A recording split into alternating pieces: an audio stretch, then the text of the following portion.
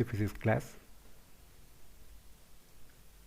In this session, under the chapter Low Temperature Physics, we shall discuss about adiabatic demagnetization.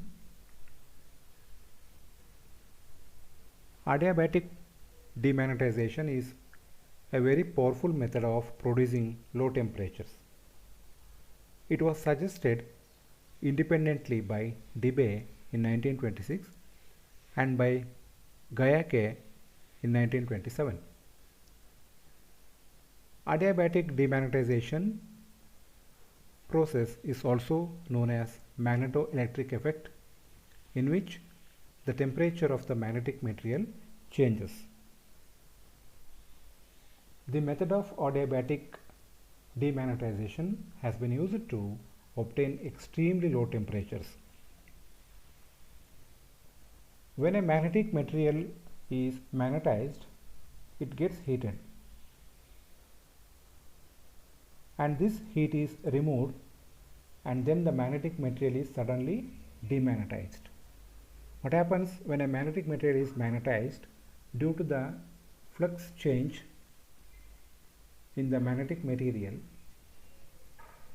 it gets heated, and when the magnetic material is suddenly demagnetized, it will be cooled. Then its temperature falls or it gets cooled. This is the principle of adiabatic demagnetization. Debye, Guyaquet and McDougall were able to produce temperatures below 1 Kelvin with the help of gadolinium sulfate. Gadolinium sulfate is a paramagnetic material usually used in the adiabatic demagnetization process. Here you can look into the apparatus and the arrangement for the process of adiabatic demagnetization. Let us discuss about the method.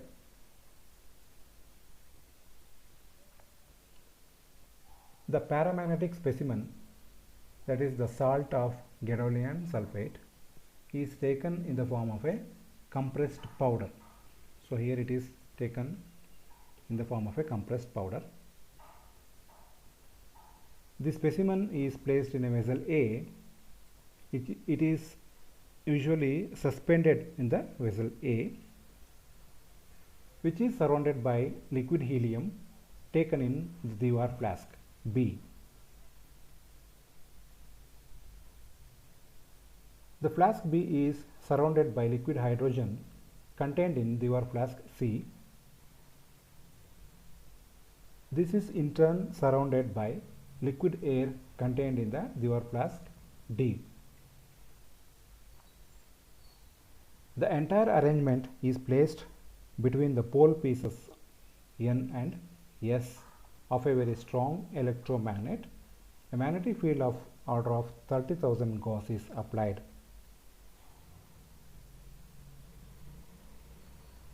When the magnetic field is switched on, the specimen G gets magnetized.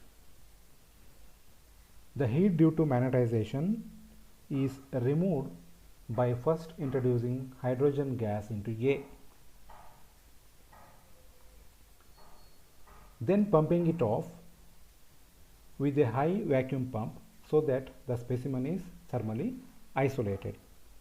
The temperature of the specimen, that is the gadolinium sulfate, is made equal to the temperature of the hydrogen gas which is supplied into the vessel A. Now the magnetic field is switched off. Adiabatic demagnetization of the specimen takes place and its temperature falls. Temperatures of the order of 0.002 Kelvin have been attained by this method. It is very appreciable temperature. The temperature T is calculated by Curie law. Xi is equal to C by T. Clerk, Stenland and Gotter used powdered mixed crystal of gadolinium and aluminum alum and went down to a temperature of 0.0014 Kelvin.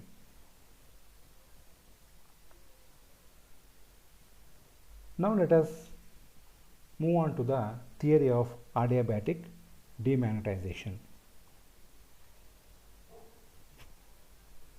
The thermodynamic state of a paramagnetic substance when placed in a magnetic field of strength B depends on the temperature T and intensity of magnetization M. These two factors, the temperature and the intensity of magnetization, affect the heating or cooling of the paramagnetic substance. Hence, to calculate the temperature drop, we write the second TdS equation for a paramagnetic substance as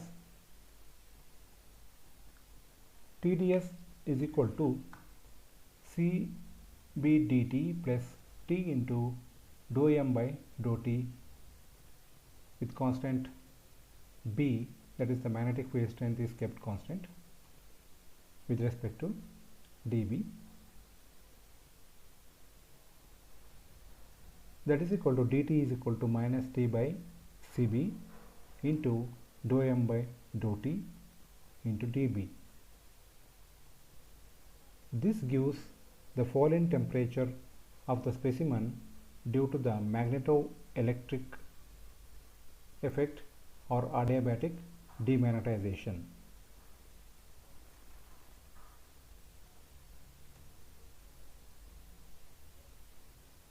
From Curie's law, for a paramagnetic substance, dou m by dou T is always negative since dB is also negative.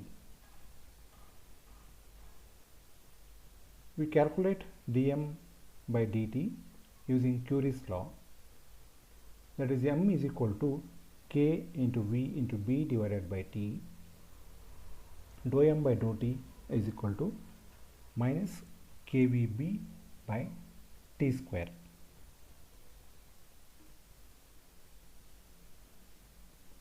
Using this result in equation 2, we obtain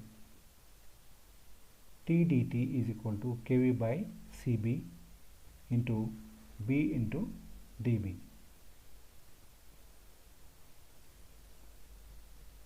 If magnetic field decreases from B0 to 0 and T0 to Tf respectively,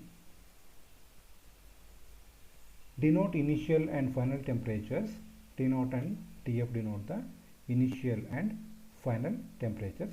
We can rewrite the above equation as integration from T0 to Tf T dt is equal to kV by Cb into integration of B0 to 0 B dB, where B is the magnetic field strength. In writing equation 3, we have assumed that heat capacity at constant magnetic field and Curie's constant are independent of temperature.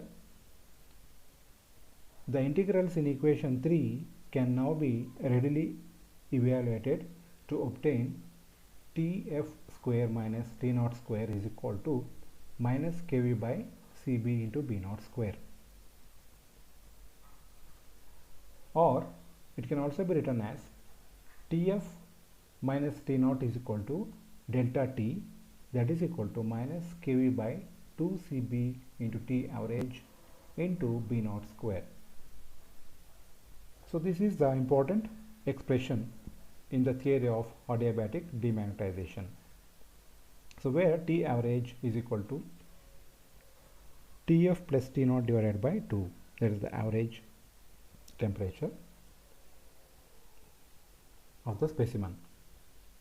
Note that kV is Curie constant per mole. If 1 gram of paramagnetic salt is taken, kV will stand for Curie constant per gram. Here the equation number 4 shows that Adiabatic demagnetization produces cooling.